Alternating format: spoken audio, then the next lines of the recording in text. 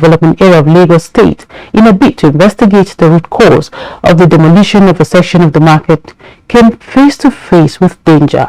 Our investigative reporter KG Busari Ahmed, who led the team, got smashed on the head with the camera by the head of the heavily armed thugs. She, however, managed to file this report.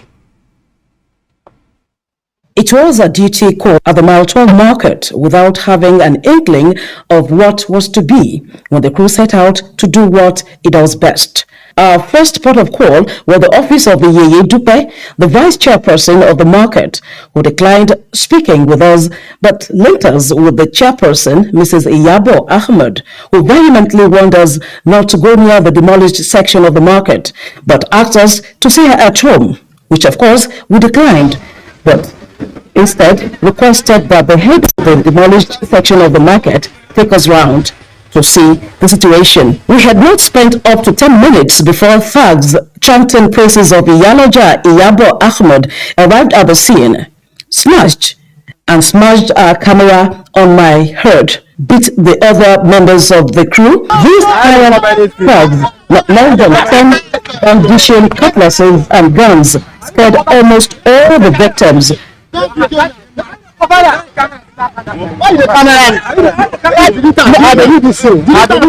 of the market leaders and some men led us to hide us in a market office where some of the victims lamented over their predicament and losses. I am a widow with 4 children with no help.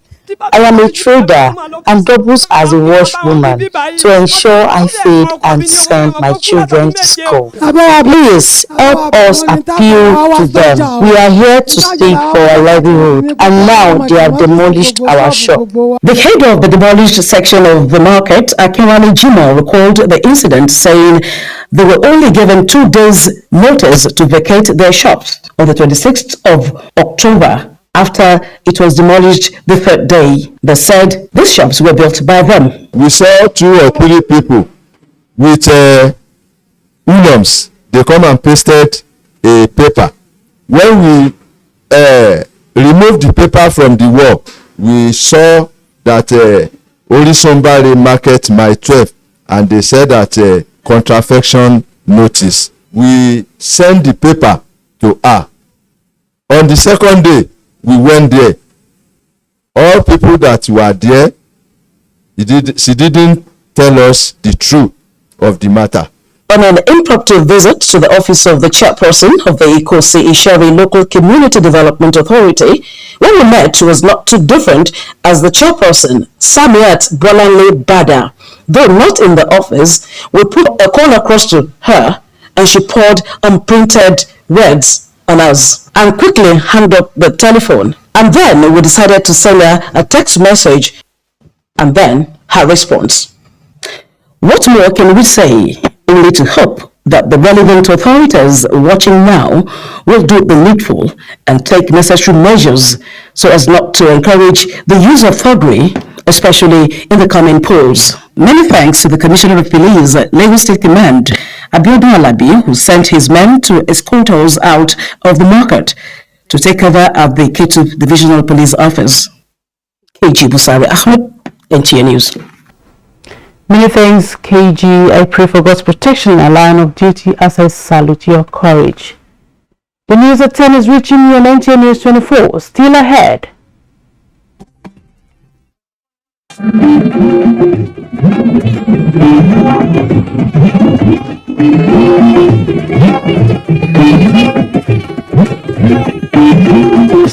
This is the network service of the NTA.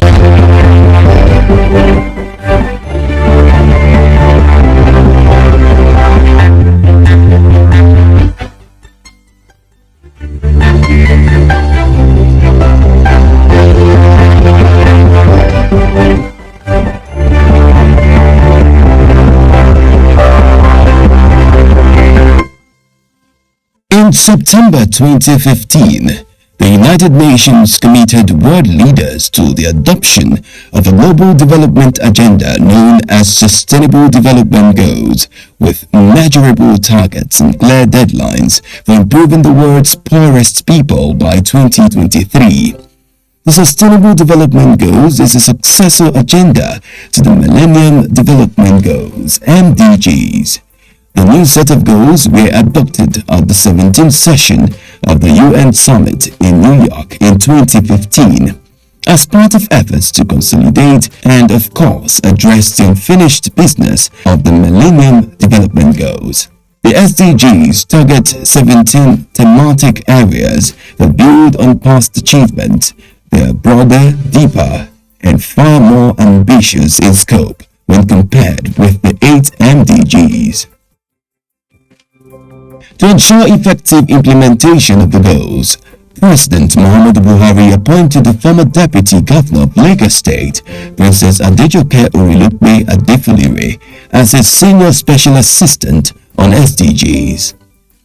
On this episode of Agenda 2030, we'll bring you a 6-year scorecard of the implementation of the goals in Nigeria, as presented by the Senior Special Assistant to the President on SDGs, Princess Adejoke Orilokpe Adefulire. Take a listen.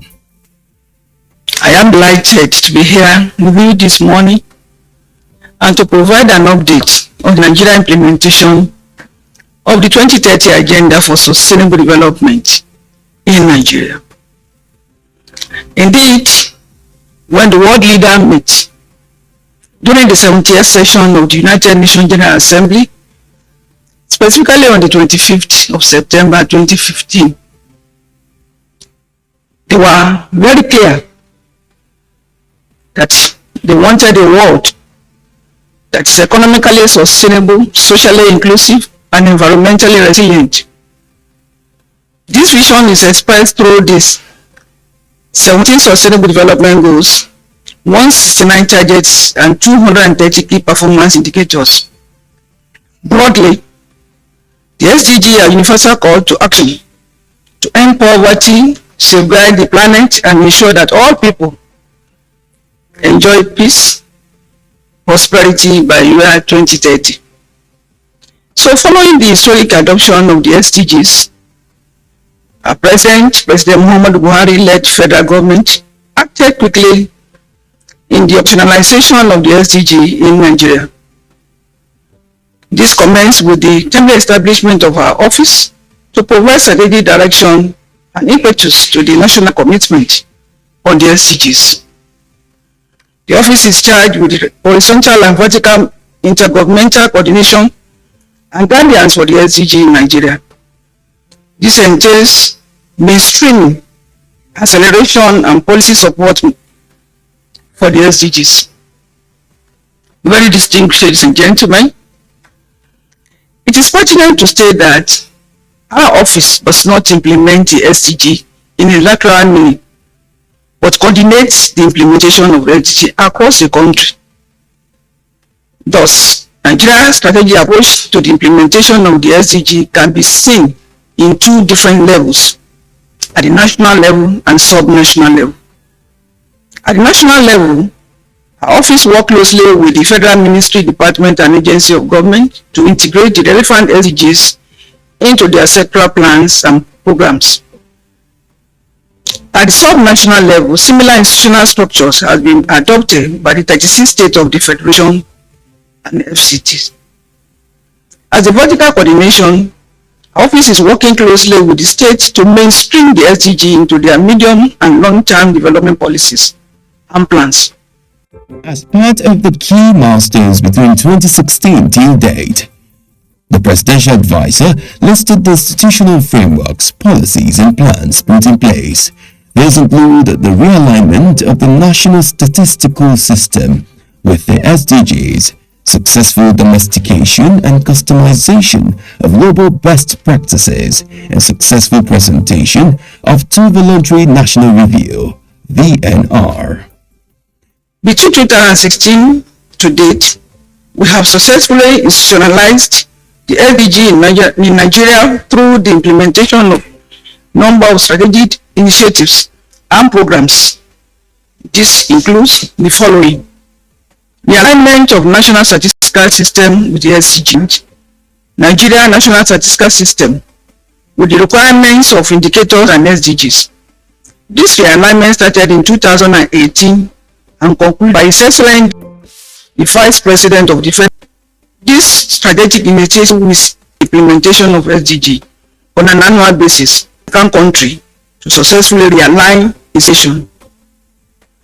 The SDG model that was launched by Mr. President himself is a model and homegrown and a development strategy with the SDGs.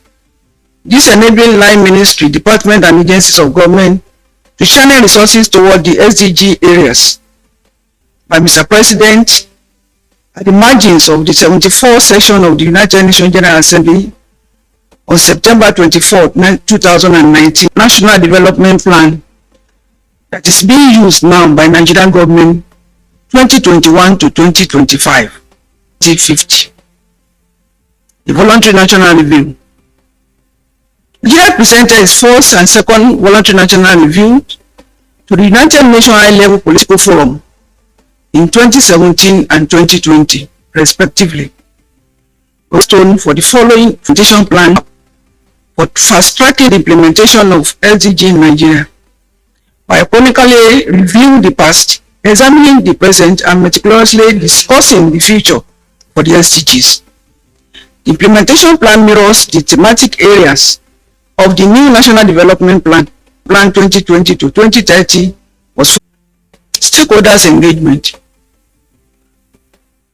Establishment of stakeholder engagement, the donor and development partner to mobilize expertise and additional resources and investment in support of the SDG achievement in Nigeria. Support to states on development planning. They include Akwa Ibom, Kwara, Kogi, Ondo, Lagos, Osun, Oyo, Plateau, Sokoto, Yobe, Niger, and Sanford. While Gombe and Kwara have successfully launched their 10-year SDG-based development plan early this year. By the end of this administration, we hope that all the 36 states on SDG-based development plan, this will ensure state annual budgets are funded the implementation of the state. Monitoring and tracking system. Robust monitoring and tracking system have been designed to track and monitor all SDG interventions and other intervention projects across the country. Global positioning system is the backbone of this tracking system partnership. In partnership with the United Nations Children Fund, UNICEF, we commissioned an independent evaluation of 2 priority SDGs, SDG 3 on gender, SDG 3 on quality health and well-being for all, and SDG 4 on qualitative, inclusive education and lifelong learning for all. This strategy exercise has just been concluded. With this, Nigeria is now again the first country in the global south to successfully conduct a country-led independent SDG policy evaluation. The key findings will be used to inform policy formulation around the SDGs support, and we also supported by distributing 22 intensive care ambulances to state governments, personal protective equipment, and strategic medical equipment like hospital beds to support the national government, and conducted mass advocacy. And Secretary Adefiliwe also gave insight into some of the special intervention and ensured that no one is left behind. As coordinating office, we have successfully implemented strategic intervention and programs across the state and FCT. This is an initiative introduced as an incentive to states to invest more to their resources into area of national development priorities. That scheme is a conditional matching grant with 50% from the federal government and 50% from participating states. From 2016 to date, grants were executing programs and projects in a consultative manner with the beneficiary. To date, state and the projects executed were on 3 critical sectors: sanitation, to communities in support with our partner, the donor agencies. 494 primary healthcare centers are built and equipped for young people for the basic education at the state levels. 1,150,000 women and men were empowered through vocation, and the training were offered and empowerment were given. Special intervention project across 6 geopolitical zones. This initiative between 2016 and 2021, the achievement of SDG by 305 were renovated as our lead to model contributions. Total of 4,845 desktop computers were also supplied to schools across the country for information and communication technology. Modern child centers were constructed and equipped to complement with 199 intensive care and rural ambulance, 64 regular automated hospital beds were supplied to primary, secondary, and tertiary health institutions, and skill acquisition centers supplied also 1,204 transformers. Also provided 19,266 solar power street lights, 300 housing units for the internally displaced person in Borno State, and 973 solar boreholes, in addition to several other interventions being carried out by our office. With partnerships as ruled out some of the strategic collaborations between her office and other stakeholders, targeted at accelerating the implementation of listed some of the key takeaways to plans, design of robust of the implementation of the goals. Goal 1. Ending poverty in all forms. Steady investment in expenditure in health, education. Investment in those areas are essential. From the baseline showed that the prevalence of undernourishment in 2016 was 20% and 20.5% respectively, 21.2% and bolded decrease in. The summary of the baseline indicator system was 128, both 2018. Expansion rate of youth and adult informal 97% in 2018.